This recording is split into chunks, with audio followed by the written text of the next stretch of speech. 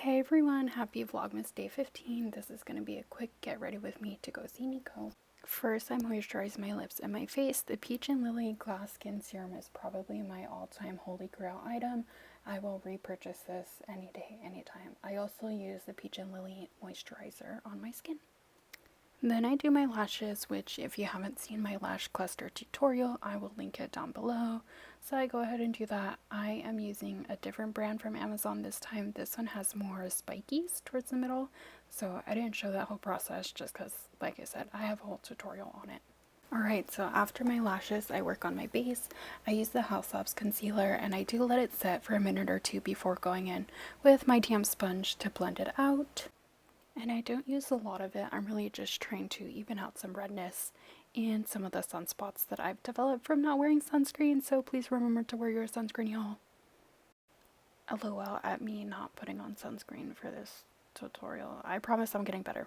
But next I take my Hourglass Veil Skin Tint and I just do a light layer all over my face and a little bit down my neck, again blending in with my damp sponge. And after all that was done, I realized I forgot to add my primer before putting on anything, but I used the e.l.f. Power Grip and that's that. Okay, so after all the base products are done, I do use the Say bronzer and I take a dense brush and kind of dab it in the product and then on my hand so it's not so harsh, and I follow my cheekbones to add some color back into my face, and I mainly concentrate this around the perimeter of my face. And then I just use that same brush to blend it all out, bring it up around my forehead, and a little bit up on my cheekbones. And already I was feeling like a glowy goddess. Okay, so then I take my e.l.f. Camo blush and very lightly dab it on the apples of my cheeks and up my cheekbones. And then I blend it in with that same sponge, but just using the tiny tip part of it. And you can see that by using the sponge, it does take some of the color out of it, so it's not super harsh. I just always get scared about looking like a clown and like too pink and too pigmented. I set everything with my one size translucent powder, which does kind of mute all the colors, but I do go back and layer with powder products on top of everything that I already did with the cream and liquid products. So I love this Physicians Formula Butter Bronzer. It really is super buttery, and I just put that wherever I put the cream bronzer. I do the same thing with my blush. I use the NYX Buttermelt blush, also very lightly. You can see how lightly I tap it. Y'all, I am scared of this blush because it is super pigmented, and you do see that I go a little bit heavy with my left cheek, so I just use the brush from my setting powder to kind of blend it out a little bit so it's not so harsh. And yeah, here's where I start to freak out a little bit about like it looking like too much blush. So I'm trying to add more a little bit, and then I realized that's not going to work. So then, yeah, I just went back in with my powder brush from the one size translucent powder to blend it all out.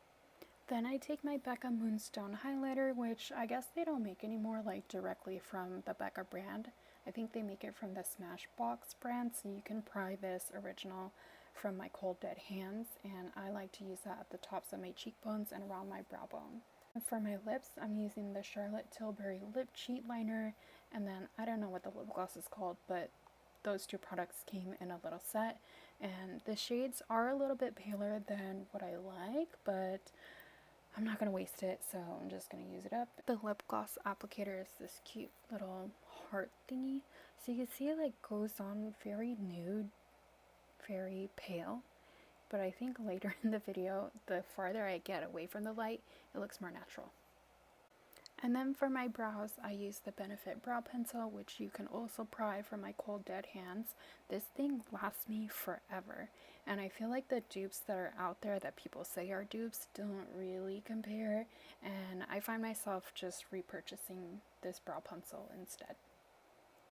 And I do like to take my time with my brows. When I was younger, I used to do them a lot, and I would fill them in every single day, and people always commented and said that they looked good, so I really internalized that, and I take a lot of time and pride in my brows, and I just love them. I feel like they really frame the face really well. I feel like I was blessed with these nice thick brows. Shout out genetics.